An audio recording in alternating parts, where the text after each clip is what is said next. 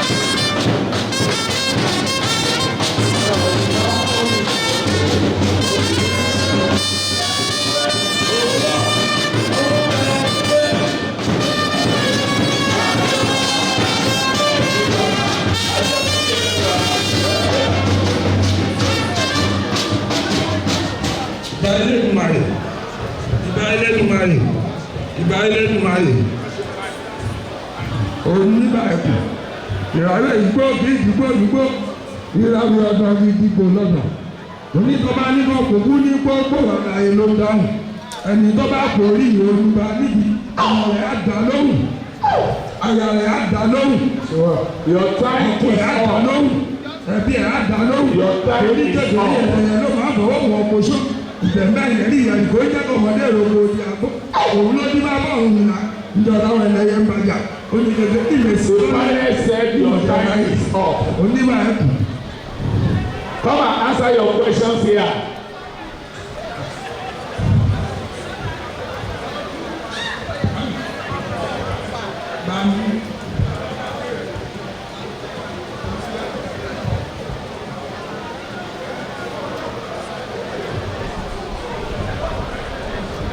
Èyí méjìlá mi kọ pààrọ̀ onídẹ̀rẹ́ ìmàṣẹ̀ṣẹ̀ onídẹ̀rẹ́ làbàlábà ìmàṣẹ̀ṣẹ̀ ọjọ́ yóò balẹ̀ ní làbàlábà mi mú járí ìwọ́gbó Oniba Ekun ẹ̀fún ìwọ́ba wa ṣe yín ní méjì ìtàkùn méjì alágẹrẹ méjì ìtàkùn méjì tí ìjọkọ ìbejì mo lè ṣàwọ títí níbi náà tí ní ìfàbẹ́rẹ́ ẹgúnyán tí kò gbọdọ̀ kán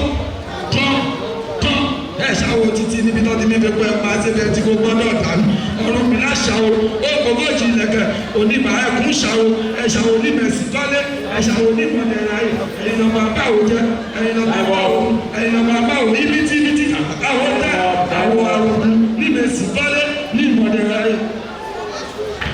Ẹ ṣeun. Who is answering question? Just one question. Down question. Gbọ́. Èyí àtọ́ ẹ̀tọ́. Èyí àìkú, èyí àìhù, ẹmọ lọ́wọ́, ẹmọ lẹ́sẹ̀, ẹmọ tímọ́ lé tímọ́ lálámọ́ mọ́mọ́. Ojú ẹ̀ máa ṣẹ́ẹ̀kì ní orere, àbọ̀jà alágẹmọ ẹ̀ máa ṣàbùtà, ọ̀mú ẹ̀ máa ṣì lọ́la ìyàwó mi. Ẹ ṣe ojú ní ẹ̀bá rẹ̀.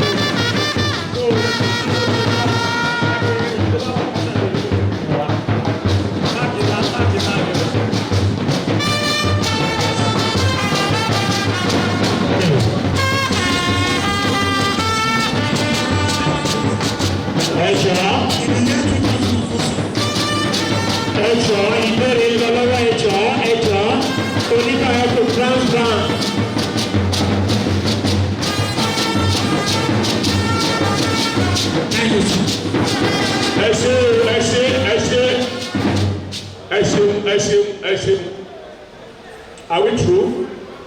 Can we go this door? Let's go out through this door. Thank you very much. This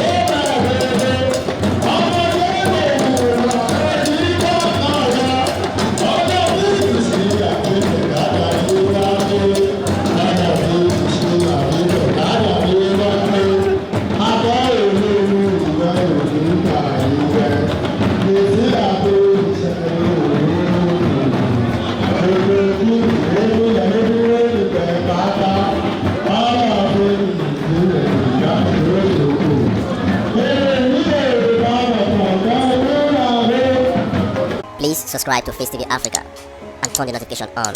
Face TV Africa, ẹ jọ̀ọ́ ẹ subscribe hete. Face TV was Swoby.